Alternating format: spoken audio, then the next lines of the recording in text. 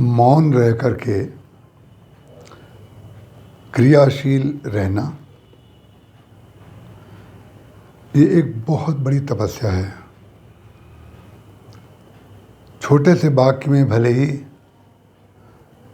ये समझ ना आए,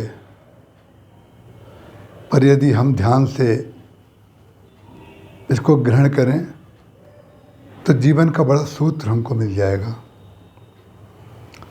पृथ्वी, जल, वायु, अग्नि और आकाश, ये पंच महाभूत हैं। सारा वास्तुशास्त्र इन्हीं पांचों पर टिका हुआ है। मौन रह करके मौन रहा जाए और क्रियाशील रहा जाए तो ये बहुत बड़ी तपस्या है। कई लोगों ने पूछा कि मौन रह करके क्रियाशील कैसे रहा जा सकता है। पृथ्वी बोल रही है क्या? जल बोल रहा है क्या? हवा बोल रही है क्या? आकाश बोल रहा है क्या? सूर्य बोल रहा है क्या? यही तो तपस्या है। तो मौन की परिभाषा क्या है? मौन की परिभाषा, यदि आप ये मान लेंगे कि ना बोलना मौन है, तो जितने लोग नहीं बोलते हैं आप उनको मौन कहेंगे या मौनी बाबा कहेंगे।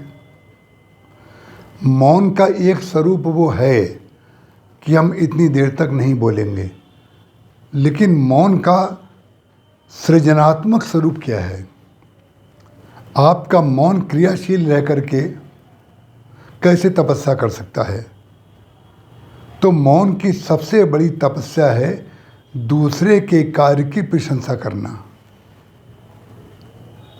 ये मौन असंभव है, लेकिन भगवान राम ने इस मौन को जीवन पर्यंत धारण किया। भगवान राम को कोई मौनी बाबा नहीं कहता।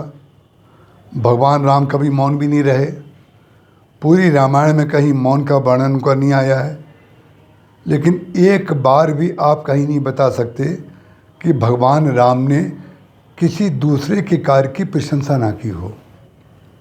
सबसे बड़ा मौन दूसरे के कार्य की प्रशंसा है, और सबसे बड़ा मौन अपने गुणों के लिए मौन रहना है। अपने गुणों के लिए मौन रहना, दूसरों के गुणों की प्रशंसा करना, और दूसरे के अवगुणों के लिए मौन रहना, और अपने दोषों के लिए बोलना, ये मौन की व्याख्या है। और जो व्यक्ति इस तरीके से क्रियाशील रहेगा, जीवन में कार्य करेगा, वो बहुत बड़ा सृजन करेगा। उस सृजन का नाम राम राज्य भी हो सकता है। राम राज्य भले ही सारी दुनिया में ना बने, देश में ना बने, लेकिन आप अपने जीवन में तो राम राज्य बना सकते हैं। जिस समय हम दूसरे के कार्य की प्रशंसा करते हैं, उस समय जो उसको सुख मिलता है, उसके सुख की परिभाषा हमारे हृदय को पता चलती है। हम परम प्रसन्न होते हैं। तो मौन का तात्पर्य है जिसमें जिसको सुख मिले। हम जब बोल करके दूसरे को सुख देते हैं तो उसको कहते हैं मौन। जब हम अपने गुणों की स्वयं प्रशंसा करते हैं तो उसको कहते हैं बोलना। इसलिए मौन रह करके ही सर्वश्रेष्ठ तपस्या की जा सकती है। जय श्री राम।